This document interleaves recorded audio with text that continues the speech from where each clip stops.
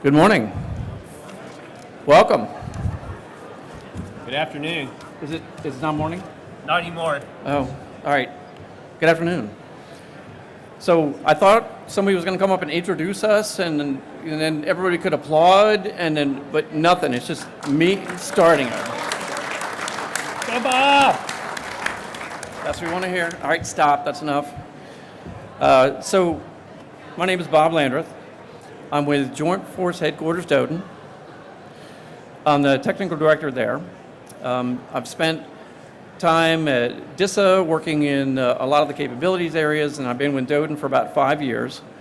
And so making that shift from being able to build things for folks, all the cyber analysts in the DCO world, now I'm on kind of the requirement side of it. So we've got a lot of DCO analysts and cyber folks on our side now.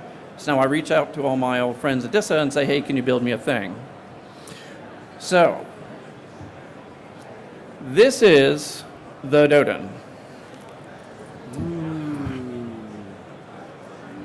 Oh, ooh, okay.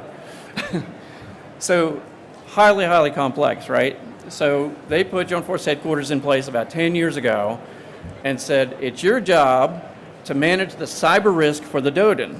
And we're like, well, what the heck is the DODIN? Well, what we did is we determined we need to have single points of contact into different areas that own this terrain known as the DODIN. So we created DODIN areas of operation, DAOs. You're going to hear that term a lot. And it's the services, the COCOMs, and all the agencies.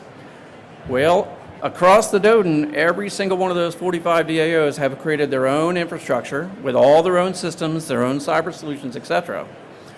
And so the complexity behind that is immense. And so while one of the things they set up was something called the command-centric framework. And what that means is that DODIN got something called DACO authority over these DAOs. Now what it means is that we can task them to put mitigations in for any of the threats that are identified coming against the DODIN. So while the DAOs have commanders and directors that are responsible for all 45 of those infrastructures, et cetera, right? We're not necessarily going to get their knickers and understand, like, what's the thing you're running there, or we got to make sure that you're running these firewalls and this kind of system. We don't direct what they run or necessarily how they run it, as long as they could put the mitigations in place for the threats that we're identifying, we're good. The challenge is visualizing the DODIN. And so what does that mean? Well, that means understanding all 45 of those environments, all 45 of those cyber capabilities, the infrastructures, the networks, everything that's sitting in place there, as well as all of the what I'll call threat vectors that have been created, right? So we've got nipper, sipper, high side, we've got closed networks, we've got SAP networks, et cetera. How do we understand all of those environments? And then we've got mobility that's come in, and now operational technologies come in. So we've got the internet, we've got operational, so we've got all these new threat doorways that we've got to think about. As a DAO commander, director, you only are mainly responsible for your environment, but any weakness in your environment could affect all the others. And so that's kind of where we stand back and look at the whole thing and say, okay, you Army, you Navy, right, you've got a couple of gotchas, you got a couple of maybe some gaps, some identified areas where you can fix. We're going to help stress that. Like for you, you may not think that's a big risk, but that's a big risk for our friends over in Army if something gets loose inside of there and comes across. So we've always got to think about how things could crisscross across the DODIN, and how do we get after trying to keep that risk at a bare minimum. So what does DODIN do on any given day? So we start off, we've got a J2 Intel organization, and what they're doing is they're looking across the world at all the big threats, and they'll focus in on, say, CVEs. So what's a new vulnerability for XYZ system? And so they'll analyze that and try to understand, okay, there's a new vulnerability, what's the bad guy doing about it? Have they weaponized it? Have they turned it into something? Next question, have they started to shoot us with it, this new threat, whatever? So we talk about the threat analysis, and that's the first part of any given day where all of our J2 analysts are trying to understand everything about the CV. How is it made? What are the TTPs the adversary is going to use against us, et cetera. And then they want to understand, is it hitting our doorways? And that's where the event analysis piece comes in. So we're not the world's DODIN CSSP. We're not monitoring every possible thing. It's very pinpointed. And so we might find out about IP address 1.1.1, who is the bad guy who has taken advantage of this no vulnerability. And we'll ask the questions of the DAOs, hey, have your sensors seen this anywhere? Where have they seen it? On the external doors? Have they seen it inside? Where have you seen it coming in? And so in getting that information from each of the DAOs, so the Army might say, yeah, we saw them knocking on the doors. The Navy said, we saw them knocking on the doors. And the Marine said, well, they got inside and they're over here, right, with this particular IP address. And so we start to build that bigger picture that we can kind of take back to General Hawk and say, look, the DODIN as a whole is doing pretty good. Or the risk level is high or low, or whatever the case may be. And some of the weaker areas of the DODIN is what we need to focus on from a resource perspective. The next part of it is figuring out the terrain analysis. And so, okay, so this new vulnerability came out, and it's against software XYZ. Well, who's got software XYZ across the DODIN? And so we have to reach out to all of our friends at the DAOs and say, do you guys have software XYZ? Do you have software XYZ? Try to get a feel for how prevalent it is across the DODIN, and that determines the risk level. If you notice in the middle of the picture, you always see mission analysis, right? So it's always about the mission and understanding how do each of these things affect those key missions. And so we're always trying to circle back. So I've now done a terrain analysis that says you've got 4 million endpoints, but only 10 of them tie into this mission critical system. And so that's kind of our focus area from a terrain analysis perspective, trying to whittle it down to that level. The next piece of the question is, well, what mitigations do you have in place? Well, this new vulnerability uses port 1234. So what are we going to do about port 1234? Well, let's look at all our firewalls and routers and switches and web gateways, and looks like port 1234 isn't even open. So this might be a big threat for a lot of people in the world, but for us, it's not that big a deal. Or, holy cow, that's the main port that we use every single day. It's wide open. So we don't have mitigations in place at this point. So risk level has just gone up. All that summarizes into our risk posture for the DODIN, for each individual DAO that we want to go back. Once again, we're going to report this back to General Hawk, Cyber Command, and say, here's our status, cyber risk status of the DODIN, based on all this analysis we've done. And then we come back with the tasking piece of it. This is where everybody in DoD hates us, because we're tasking everybody. Okay, we need to put mitigations in place, firewall rules, shut down port 1234, whatever the case may be. We're sending out taskers every 24 hours to everybody, because there's just enough threats in the world that we just keep us busy and sending things out every 24 hours. So that's kind of the cycle of life for us. And then it all starts over the next day with the next new vulnerability.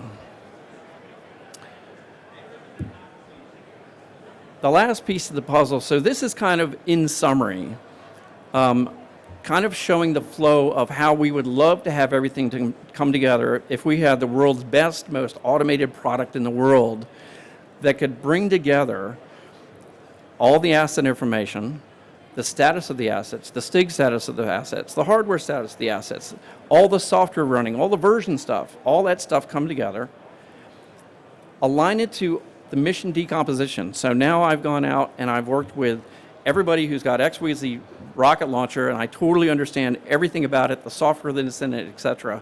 I've got that totally decomposed, and so now I can do an overlay of my terrain and all the assets that are supporting the mission critical system, so I better understand that. I then bring in the sensor information, so that's back to the event information that we talked about before. Where do I have my sensors set up? Where are we seeing these alerts popping every single day? And then, of course, the threat intel piece is an overlay on top of that. One piece I didn't talk about that's really becoming important to us is the readiness posture of the forces. And that means a lot of different things to folks. But if you look at it at a basic level, I've got my cyber operational forces. There's 260,000 of them out there that are defending the DoD network in some capacity somewhere. how many of them are trained up on cloud? How many of them are trained up on operational technology? How many of them truly understand mobility and 5G? Understanding that from what the CSSPs are, from any of those COF forces, what's their training level, where are the gaps, et cetera, that we want to get after. That's the readiness posture. There's also the tooling readiness posture. Who doesn't have a firewall? Who doesn't have an IDS? Whatever the component is within their infrastructure, that when we send out a CTO and we say, we need you to put a mitigation in place, if they don't have the tools to put the mitigation in place, we want to be able to identify that. And so that factors into that readiness posture aspect. One of the things, you probably heard the term JICWA, Joint Cyber Warfighting Architecture. That's the organization that was set up inside of Cyber Command that builds a lot of our, what I'll say, the GOTS products pieces of it. So we always had the vision that wouldn't it be great if Joint Force Headquarters had a single window that we could go to and I could ask all these questions. Who's seen this IP address popping? Where have we seen it? All through a single kind of a lens. And so that's what that JICWA organization attempts to do with a lot of the big data efforts, et cetera, unifying all that together. It then rolls down into a lot of the synchronization pieces we talk about. Everybody loves to use the term common operational picture. Do you like common operational picture? No. No, okay. So nobody likes common operational picture because there's nothing common between any two leaders in the world about, what does it mean to be, what do I want to see? So we hate the term, but I put it on there anyway. But three main vision pieces that our leaders ask for are, I listed here as AO view, but a DAO view. Like, what is that DODIN area of operation? What is their current risk posture? And so if I can understand it from all 45 DAOs, I'm good. There's another concept called sector view. Sector view says that we've got interdependencies between us. So I've got a database that's sitting with the Marines, but it traverses an Army network, and then there's a web server that's aligned to it over in the Navy. And so the networks and everything is all interdependency. And so we try to map that all out and understand where are the interdependencies between the services, the COCOMs, on making sure that from a mission decomposition perspective, as well as sort of aligning it. And that's where DODIN kind of steps in. We have a support head role that we always talk about where they're putting the mitigations in place, but supporting when we need to help align those two different sector views or those agencies between each other. And then the final is the mission view. Back to the mission decomposition. If I could totally understand, I've got a rocket launcher and it's got all these systems and databases and networks and everything between it, that's also another view that we want. The way we get after the directing is that we've got named operations. So if there's something really big that hits the DODIN, we're going to stand up a named operation to really have focus on it. So we don't handle incident response necessarily for the Army or for the Navy, but when it affects multiple partners, we're going to get involved and try to pull everybody together. So it's all about unifying folks together. And so that's where we'll step in and create a named operation and really focus on how do we get rid of this adversary. And then we've got our daily task orders that we send out. Later tomorrow, you're going to hear about the inspection process that we've got that's under DODIN, where they've now switched over to more of a risk model. But we've got those inspectors that go in and do the validation. Yep, you said you patched everything. You said you put all these mitigations in place. We're going to send a team in and just double check and validate. A lot of people see it other ways. They don't really appreciate it. But yeah, pulling that together to get that overall security posture is what you'll hear about with one of our latest RFIs on the street that we call DIRSAP, or the DODIN Risk and Situational Awareness Picture. Did I get that right? Yes. He said yes. So the very last piece of the puzzle is the enforcement piece of it. And this is where, let's say one of those DAOs, we've said, hey, put some mitigations in place. You've got a web server out there, it's got a ton of vulnerabilities, it's internet facing, everybody's going after it, all our threat intel says it gets after it. Can you go ahead and patch it in the next 5 days? And they might come back and go, nope, I'm going to give you a POAM, and we're going to get on it in 6 months. We're like, the risk is high enough. that we really need you to get on it. So if you could do that, that would be great. But if you're just too busy, we really want to reduce the risk to the rest of the DODIN, we're going to pull the plug on it.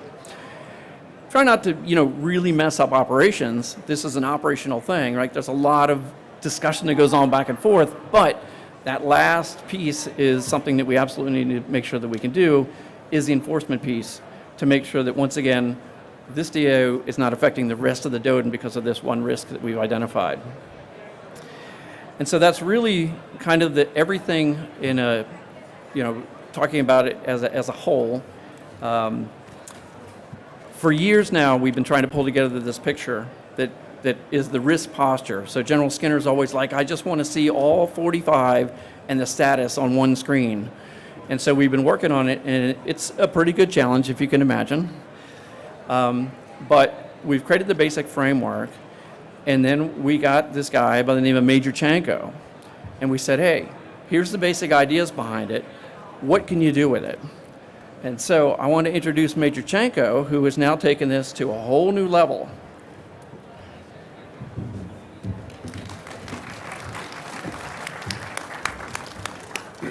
Just want to apologize in advance. We spent so much money perfecting our Dr. SAP that we can't afford an Air Force officer, and you're stuck with me today, Army.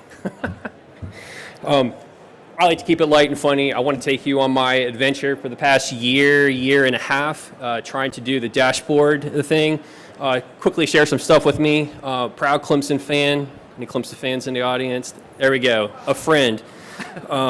Happily married, 11 years. Our first child, expecting him on the way, and a beautiful puppy named Happy, golden retriever. So dog guys, myself.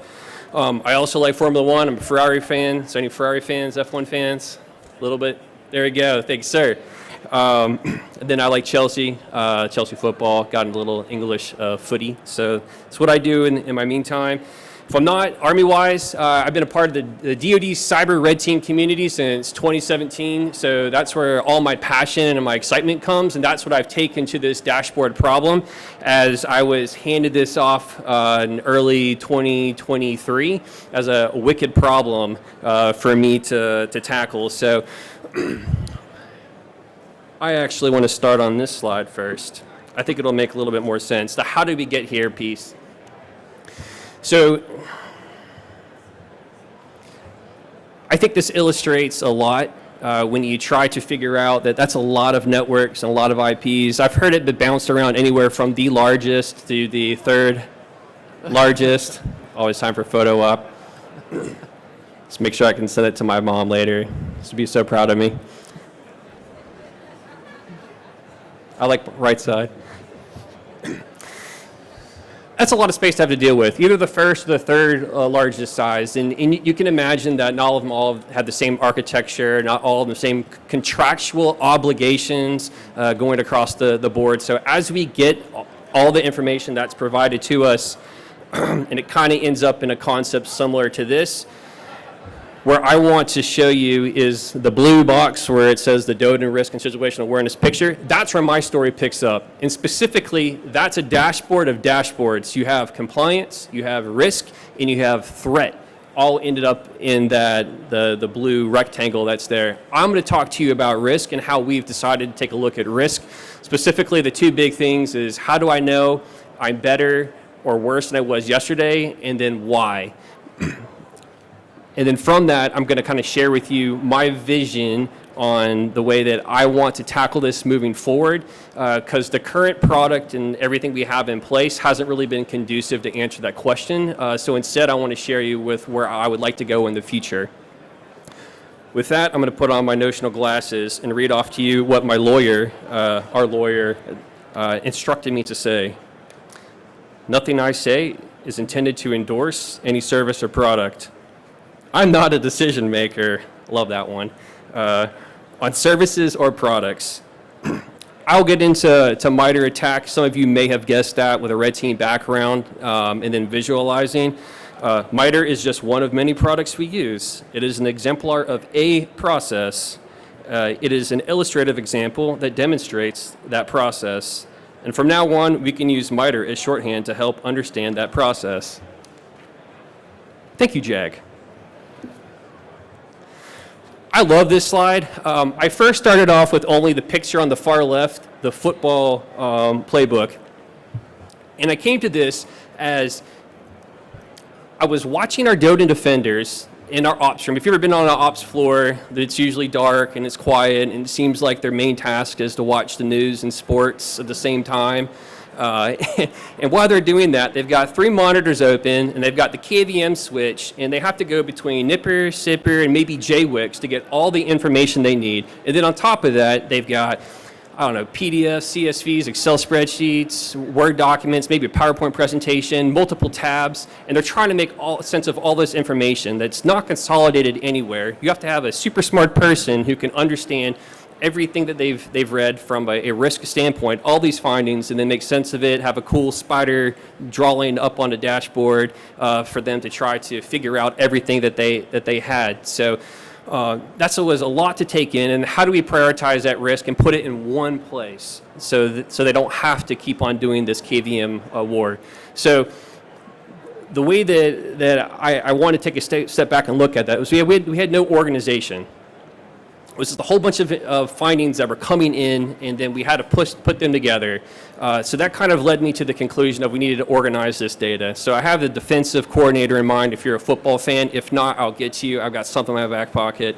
So I'm up here and I'm telling them that you have a DC, and he's looking at the offense, and he's looking at how many wide receivers, how many hats are in the box, how many running backs, is he understanding or not understanding? Are we making sense of what the offense or our attackers are showing us? What are our findings telling us? How do I put it in some type of concept that will illuminate what the attacker is doing, all the way from your recon OSINT to some type of impact on the end?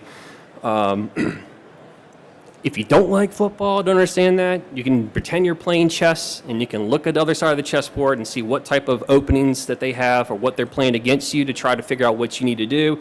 And then if you just want to, put warheads on foreheads, I got a military picture in there because why not? But I did have one gentleman who came by and he was like, I don't do sports. It's sports ball to me. I don't understand it. More of a Dungeons and Dragons type guy. So I was like, okay. All right. It's like, do you play Baldur's Gate? I don't know if we have any Baldur's Gate people who play in here. Okay. This has been the best crowd. Someone's at least raised their hand and give me some sympathy votes for that. So I told him, I was like, you ever had that person in your party who dies every single engagement, and then they're questioning life decisions, and you're like, bro, just re-roll your character so you'll actually be helpful? And he was like, oh my God, that makes so much sense. So that's what I was trying to get them. Look to see what the attacker is doing and find a way to organize it, and then let's get after it. So here are my 3 illustrations. Hopefully I've hit everyone in the audience with something. If not, shout at me, get up the mic. I know Bob probably wants us to wait till the end. I'm Frago in that. Ask me questions as we talk. I'm completely okay with that. You had to use a Frago term, didn't you? So the first bite of the elephant was taking all the information, Nipper, Sipper, JWIX, in different formats, trying to put it in one place just to help the defender, get people after prioritizing stuff, because everyone only has limited amount of time and resources, and usually your one go-to hero ball person who can get your work done on your network. So help make their lives easier. And here's my fun, I guess it's more of like an Easter M&M's vibe up on there, trying to hitting out what I was getting at before. Got a lot of stuff I had to consolidate and prioritize and put it into my fun graphics down there, which I call the JFA Showdown dashboard. Actions. You can put that as a miter attack tactic going across if you want to kind of help it make it a little bit easier. And then my rev meters, because it looks like a dashboard in a car, that's why I put it up there. But that was the problems that I'm looking for, and just a visual, just trying to let you know, for every DAO that we talked about in this graphic right here, I have to bucket every single finding, all these 45 DAOs, and then one for GFHQ DODIN, so it's kind of a 46th, this same type of concept across all these types of formats. And sometimes you may or may not get that information. So back to the hashtag wicked problem. That's what I was looking at.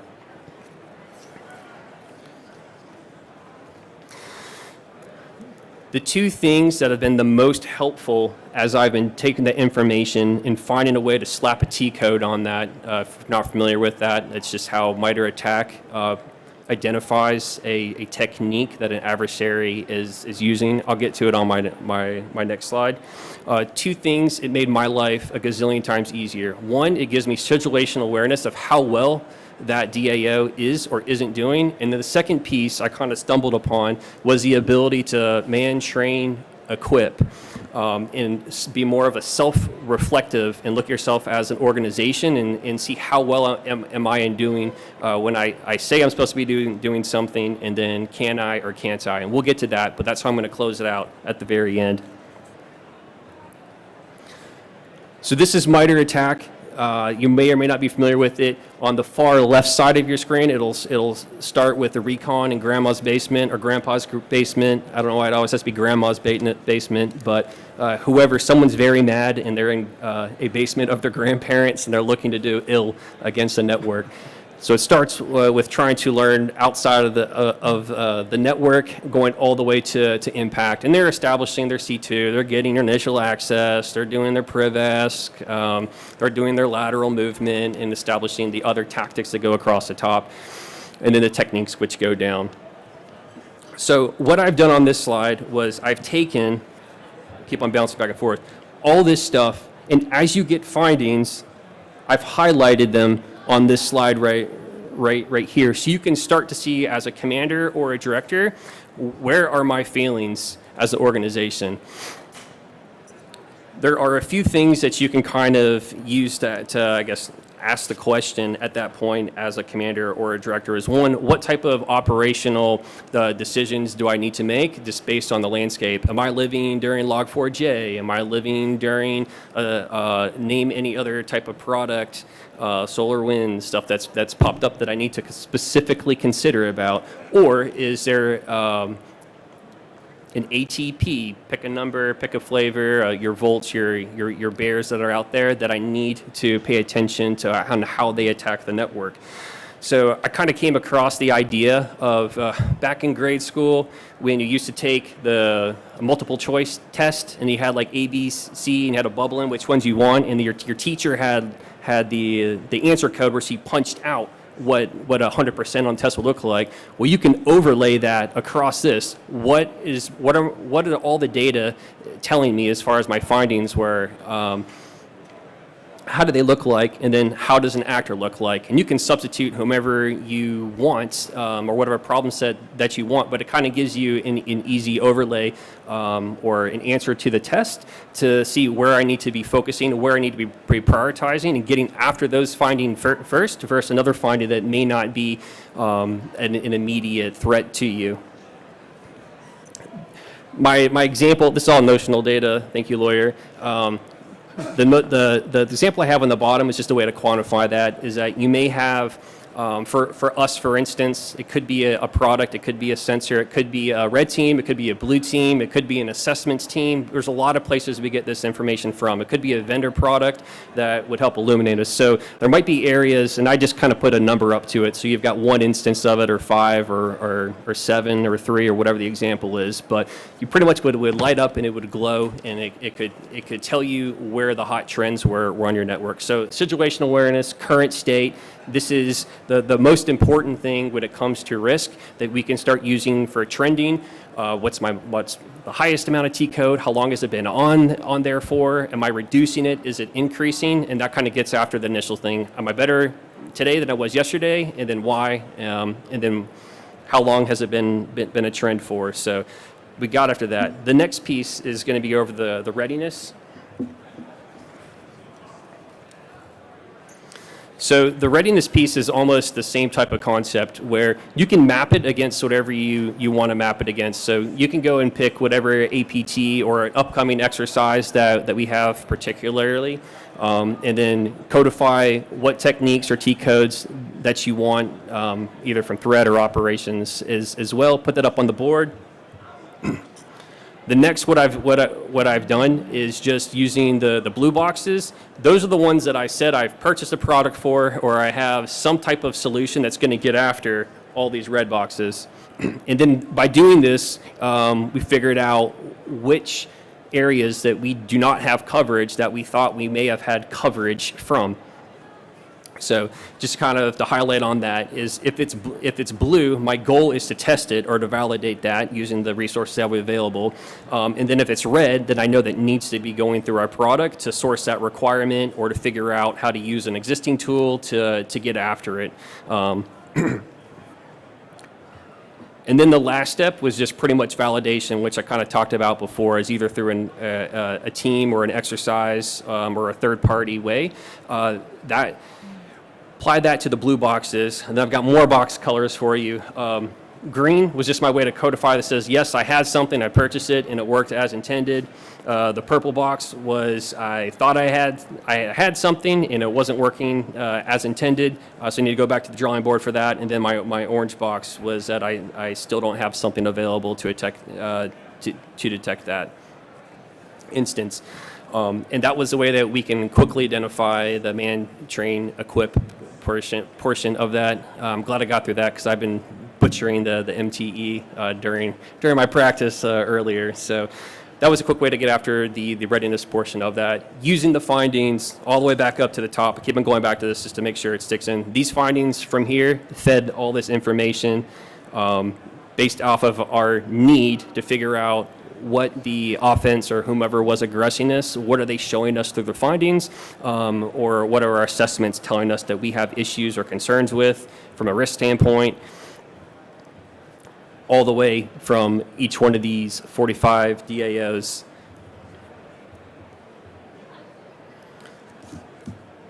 So I will leave that there. I probably would say in conclusion, that the thing that I want to try to get after the most is just calling the right play or just getting the right prioritization, whether that is looking at the current view as the T codes that are illuminated to us from the copious findings that we have, or trying to get after something from a readiness standpoint, and just having a prioritized way to do that. And then MITRE ATT&CK is being the way that we codify all the information that we get. So we'll stop right there. I guess I'll open it up to questions. Sure. Questions, thoughts? If not, I'll ask some concerns, questions. Ideas, solutions. Hey,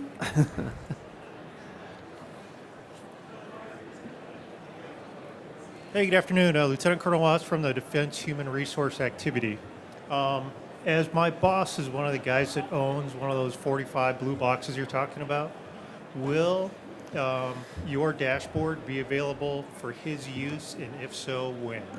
Specifically, a unique view for each of those 45. I know you're looking at the entire DODIN. Thank you. Yep, great question. I briefed this to General Hawk about the live dashboard about 6 weeks ago. So it is available for the DAOs to use currently right now. So the product exists on SIPR. So I can get to you after this and link you up with that, sir. Oliver Parsons, DOEIN. Wanted to know, what is the iterative process you have, like timeline? How long before each iteration? Is it 24 hours, 48, 72, before you bring this up? From a data standpoint, like how? Data refresh. Okay. Each data source is unique and has been a challenge. It has its own, I guess, life cycle, we'll say. For forward-facing information, it's taken anywhere from a week to POAM, which is kind of like never, to action some things. I've got a great bumper sticker for you. I know, like the POAM joke. We life cycle the forward-facing findings about every week. For red team reports, they can do an assessment for almost a month or months, so that's more intermittent. And then for the data that exists on SIPR, we get that close to near automation. And then on the ones on NIPR, it's a manual process to cross-domain CDS that up to the top at the moment. So different from each data source, depends on how available, if they have API calls, or if it's on nipper. It takes a while, or just the matter of a fact, because we go to the system of record to pull that information from.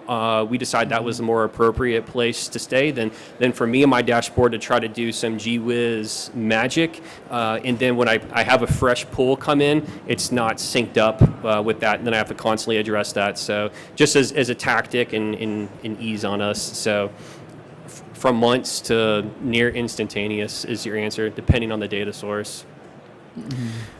One, I'll throw this out there to get some stuff going. I have a challenge that I'm looking to overcome, which is you have CVEs, CVSs. We have a house brew called Sazerae score. None of those speak MITRE ATT&CK. So I don't have an automated solution that allows me to flip CVEs into a T code at the time of now. That would be nice. Another thing to throw out there too is one finding, this is my call, to a T code. You can either have a one-to-one T code finding based off of whatever technique the adversary went with, or a one-to-many. So one finding could have multiple T codes, or it could have one T code. We decided to go with multiple, just not limit ourselves to it. But that's also been another challenge, is to how to efficiently bin multiple T codes if we get those to come across. You want me to throw one out there? Yes. I got a couple things on the wish list too for industry. So my soapbox is all about the mitigation stuff. So I feel like across DoD we don't spend enough time analyzing the mitigations we've got in place. We've got all the threats, we got the vulnerabilities, we start freaking out, we start in task orders, oh my God, get your patches up to date, etc. But it was never a problem in the first place because we blocked it at the firewall. And so what I'm looking in industry is how could I come up with something that could pull my firewall rules, my policies, my intrusion detection signatures kind of into one big database, so to speak, where now the threat intel is coming in and it's talking about CVE 1, 2, 3, 4, and it talks about the details of the port or whatever the thing is, but it can just, using AI, I had to throw that in there, do an overlay and look, here's all the mitigations I've already got in place, so this threat is no big deal. And so I feel like that's just a really big gap for us. And so industry, think about that. I know it's tough, as mitigators, and you have solutions out there that this is all I focus on, but opening up the aperture a little bit more to allow sharing of indicators and things of that nature so that we can kind of have that central report would be, I think, pretty key for determining risk, right? Remember, that's always the goal for General Hawk is, what is the risk to the DODIN today? And that's what we've got to try to figure out by pulling all those pieces together. And so anything we can do to help automate that is definitely what we're shooting for on any given day. And going back and looking at my M&M's filter, I'm still in this phrase, clean data versus dirty data. That may make sense to some of you, but I run into that all the time, and I do not have an efficient way to standardize data across the board besides your typical policy piece in there. But that's a lot of different file types that I have to deal with, and some of it isn't even a file type. It just exists as a web application, but trying to consolidate that in the first place so I can have a dashboard. That's been another challenge to kind of go across as we're rolling this up in an efficient manner, especially as we get closer to full automation, which is a dream, but we're definitely getting there. Yep. Any other questions in particular with visualization or risk? Because that's another word that I've come to not enjoy hearing debates on what is risk or what isn't risk, but I welcome that. Hey, sir, can you go to your last color slide? That one. So the purple. Can you describe one of those use cases for me? Like, when does that happen?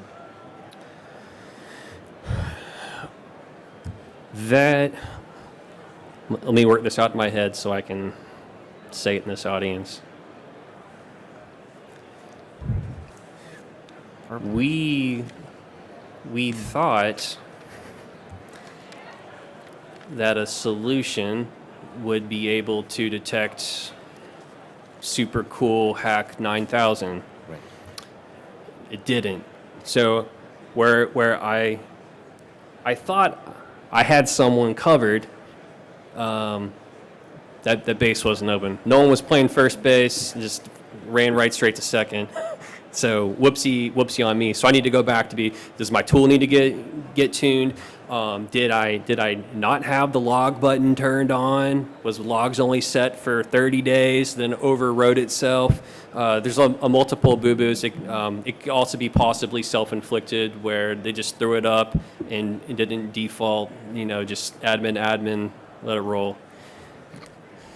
Back to the drawing board, we'll say. So this is really about a compensating control that doesn't actually control, right? Is the example that you put out there. But is there something where it's like, because of your 45 AOs, I have a signature for device X, Yep. but I can't deploy that signature on device Y. So therefore, it only works in the places that have device X and not device Y. Is that purple? That I would put that in the purple category. Okay. 'Cause that does happen. Yeah. Yeah, I mean, we try to leave it generic, right? We're like, hey, put a mitigation in to stop this binary. Whatever the thing is you've got, you figure out what that rule looks like.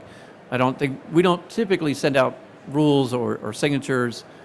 Tell me if I'm wrong on that one, but I don't think we develop CR rules or anything of that nature and send them out and say, you guys implement it. We try to leave it at least generic enough to say, hey, whatever tool you've got, make sure you can mitigate it with this thing.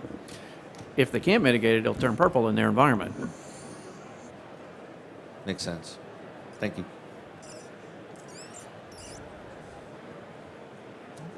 All right. Oh, we got one. Well, so for the requests of industry that you both highlighted, or for the orange tools still needed, required, are there any plans for solicitation or even RFIs out to industry to pulse what might be within the realm of the possible? We got one RFI right now for what we're calling DURSAP. So, what is a good dashboarding technology we can get after? Obviously, these things are all sort of made up, et cetera. But yeah, that's definitely the route that we take.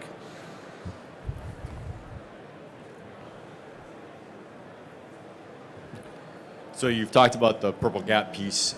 From the evolutionary standpoint, how has this concept, as you've continued to evolve it, improved operations for JHQ DODIN?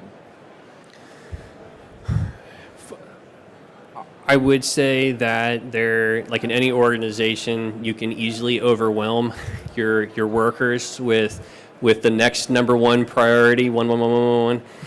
This has helped simplify and actually focus.